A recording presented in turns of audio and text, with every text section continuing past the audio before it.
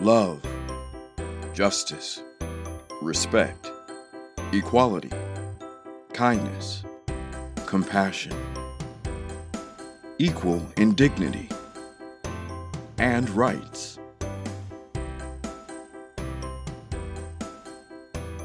Hello and welcome to Equal in Dignity and Rights by the Wasmuth Center for Human Rights, home of the Idaho Anne Frank Human Rights Memorial.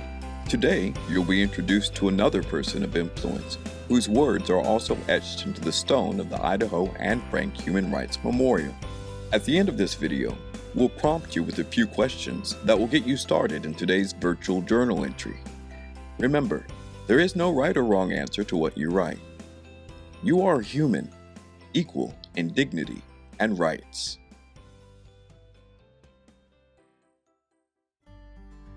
Like many of our influencers, today's journal entry is about a person who overcame obstacles that most would find insurmountable.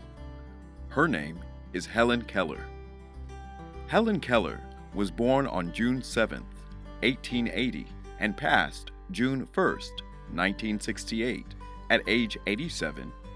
She was born in Tuscumbia, Alabama. At the age of 19 months, she contracted an illness that left her completely blind and deaf for the remainder of her life. Her journey has been characterized by determination and courage in overcoming the obstacles placed in her path. Helen Keller grew up in a time when methods and practices were scarce for helping the disabled function comfortably within mainstream society. Institutions that taught sign language to the hearing impaired and Braille to the visually impaired were not widespread. When Helen was 6 years old, her family hired Anne Sullivan as her teacher. Anne, a 20-year-old, was partially blind after contracting an eye disease. Anne Sullivan introduced Helen to the world of sign language and remained her lifelong companion. After being educated at the Perkins Institute for the Blind in New York and the Wright-Humason School for the Deaf in Massachusetts, Helen entered Radcliffe College, Harvard's School for Women. She was the first deaf-blind person to graduate with a bachelor's degree from Radcliffe. Keller eventually learned to speak with her voice during her college years through the Tadoma method, a method of teaching that involved touching people's lips as they speak to feel the vibrations of the words. Helen Keller became a public speaker and celebrated author.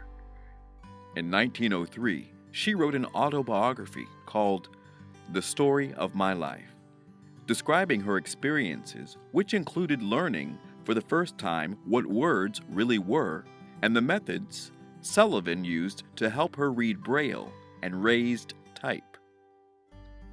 She went on to write a total of 12 books.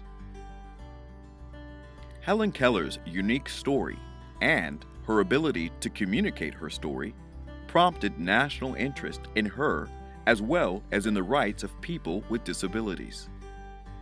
She and Anne Sullivan traveled the world, with Keller speaking to audiences on a range of topics that included her beliefs about universal suffrage and the right to vote. She developed friendships with many notable figures, such as Alexander Graham Bell, the inventor of the telephone, the author Mark Twain, and several U.S. presidents who served during her long life. Although Helen Keller became a leading activist for disability rights, she also was an activist for women's suffrage, labor rights, and other social and political issues. She championed the rights of the oppressed, including people of color, even though she had been born into a family whose financial situation was the unjust byproduct of the inhumanity that came at the expense of real human lives through the practice of slavery. During the Civil War, Helen Keller's father had fought in the Confederate Army, a treasonous faction of former U.S. citizens who opposed the abolition of slavery. Her family lost their status after the Civil War. Helen Keller famously wrote that, "There is no king who has not had a slave among his ancestors, and no slave who has not had a king among his."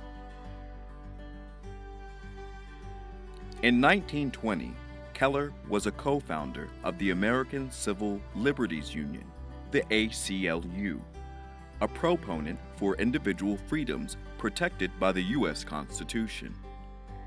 She also openly supported the NAACP, promoting the rights for people of color. In 1962, a movie, The Miracle Worker, was made about Helen Keller's life. The film has continued to be well received worldwide. Over the years, many films and documentaries have been inspired by Helen Keller's story. Helen Keller's life became an inspiration for all people. She changed public attitudes towards those with visual and hearing impairments and was a strong advocate for the promotion of rights for those with disabilities. In 1964, Keller was awarded the Presidential Medal of Freedom by President Lyndon B. Johnson.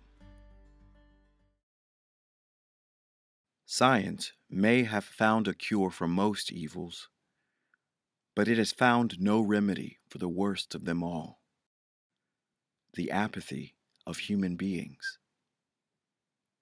Helen Keller.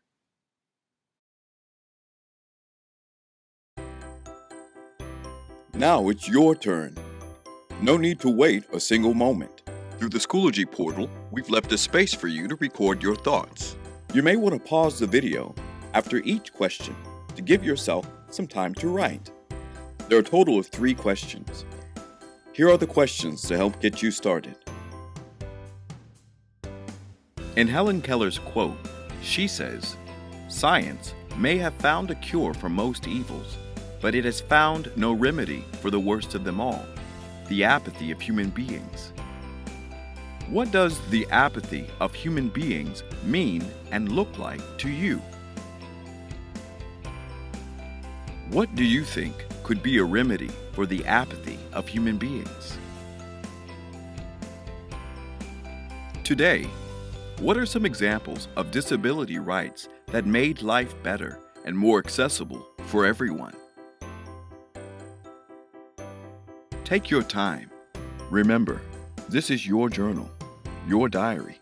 You can be honest with your thoughts. Just as Helen Keller teaches us through her work, never forget how we can positively change the world when we are all equal in dignity and rights.